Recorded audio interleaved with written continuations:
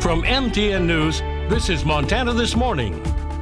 I'm John Riley. Montana's COVID hospitalization rate has held steady for the last couple months. I spoke with frontline workers to get their perspective. I'm Russ Thomas. Coming up, we'll see how our intense and prolonged heat wave will affect the upcoming wildfire season. 6:31 on this Tuesday. Chet Lehman, Matt Elwell with you here. That's the live shot from Community Hospital of Anaconda's ICAM in Butte. Warm morning out there across most of, the Treasure State, the Pacific Northwest. We're locked into the heat for the next handful of days. Our only relief that I see, at least in the next 2 or 3 days, will be the temperatures into the 50s during the overnights. Right. So leave those windows open early in the morning and then close them up tight. You'll be glad you did. No fear of rain, unfortunately. Temperatures across the area right now seeing 50s. We've got clear skies across the area. We should be back up into the 90s today and throughout the week, probably a good portion of the weekend. As we get closer to Friday, Saturday, and Sunday, there are some rain chances that we need to talk about. I will, of course, detail those forecasts coming up in just about 12 minutes or so. All right, thank you, Matt. It's just ahead of 6:32 now. Montana's hospitals still dealing with new severe COVID-19 cases that require intensive care every day. MTN's John Riley met with frontline workers to see why the state's hospitalization rate has been holding steady in recent months. Since the COVID-19 vaccines became readily available in Montana, the number of daily COVID cases have steadily dropped in the past few months. However, the number of hospitalizations hasn't seen that same level of decline. We're not seeing the same numbers of hospitalizations that we saw during the peak. We're still seeing a very consistent number of hospitalizations over time. And moreover, that proportion of people being hospitalized is getting younger over time. On January 19th, when the state moved to Phase 1B of vaccination efforts, Montana was averaging nearly 400 cases a day, with 185 individuals hospitalized across the state. By April 1st, when the state opened vaccinations to anyone over the age of 16, there were almost 130 daily cases with 50 active hospitalizations. Just last week, Montana had dropped to 52 cases a day, with 58 people hospitalized on average. St. Peter says looking at the numbers of the new hospitalizations, the common factor is they didn't get the vaccine and often have a risk factor like diabetes, which is a common condition in the state. A lot of people are hesitant, I think, because of how sick they might get if they're vaccinated, but I can testify that being hospitalized with COVID is a lot more detrimental to work schedules and lifestyles than the vaccine. St. Peter's frontline workers, those who are dealing with the most severe cases of COVID in the area, say the best thing people can do right now is, if they haven't already, get vaccinated. There's plenty of options available, and it protects the entire community. Reporting in Helena, John Riley, MTN News.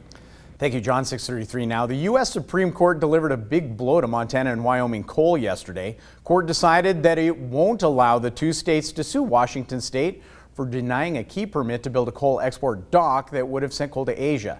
Now, back in 2017, Washington State Department of Ecology denied a permit for the export dock, saying the facility on the Columbia River would cause, quote, irreparable and unavoidable environmental harm. However, Montana and Wyoming argued last year that denying the permit violated the U.S.'s Constitution prohibition against trade protectionism between states. Now, based on the ruling, attorneys for Washington state officials won out after arguing they were not trying to block Wyoming and Montana coal, but acted because of valid environmental concerns about the dock. Democratic Washington Governor Jay Inslee welcomed the Supreme Court decision, but Wyoming Governor Mark Gordon called the ruling extremely frustrating.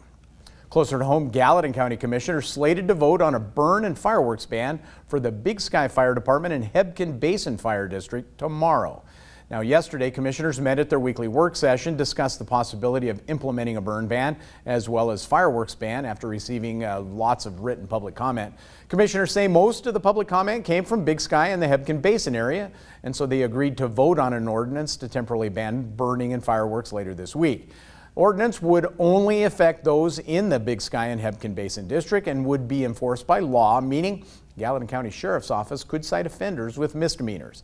Big Sky Fire Chief says between drought conditions and mountainous forested terrain in that part of the county, He believes a temporary ban on burning and fireworks best for public safety.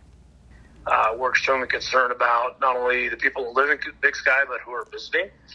And part of that is the 4th of July Independence Day celebration. We've talked to a lot of community members, had a lot of concerned citizens call, and we've expressed them to please reach out to the county commissioners, not only in Madison County, but Gallatin County. We're just cautioning everybody. We want everybody to have a great Independence Day. We believe in celebrating. We're just asking for you to do it without fireworks this year. Now, as a reminder, Big Sky Fire Department tells us the Arts Council of Big Sky has canceled its annual fireworks show this year, but the Independence Day celebration is still on. People can enjoy live music in the mountains. Also related, the city of Bozeman, along with the Bozeman Fire Department, issuing their own warning about 4th of July precautions. In a release to MTN News, Fire Chief Josh Waldo says the city is urging folks to forego fireworks and take precautions as hot, dry conditions in the area continue. Fire officials between Gallatin and Madison counties both say conditions mirror those of a fire nearly 10 years ago, sparked by fireworks. That was the Bear Trap Fire near Norris back in 2012. According to court documents, the more than 15,000-acre fire that caused around $3.8 million in property damage started when someone set off fireworks at the Bear Trap campground.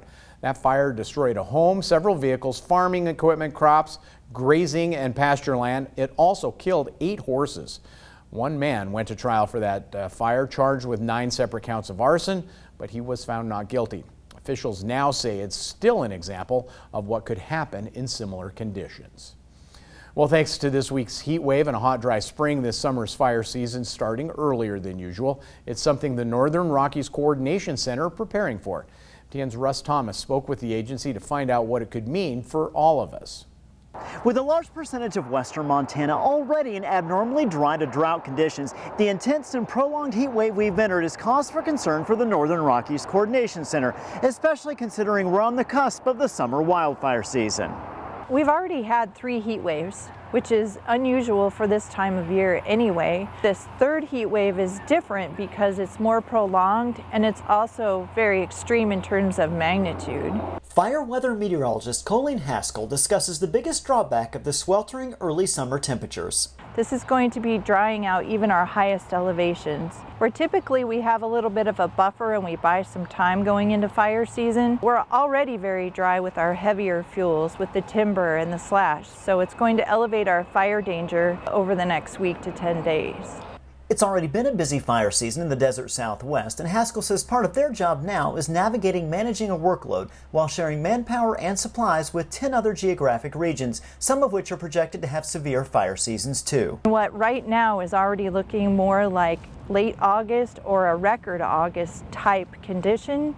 We're trying to manage those expectations in terms of our workload. The combination of drier than average conditions in recent months, our pending heat wave, and long-range forecast models continuing to project hotter and drier conditions than normal this summer.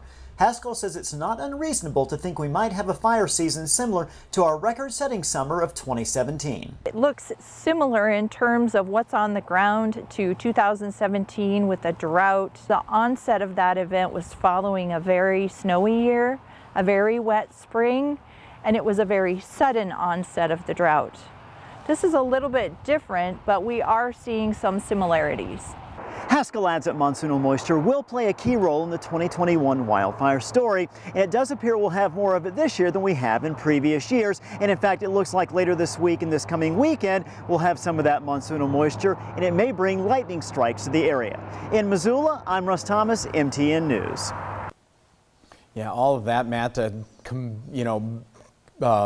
put in with all of our potential impact out there. Just I think that's ridiculous. I think that's key. What you just said, humans cause a far greater amount of fires in the West than a lot of people realize.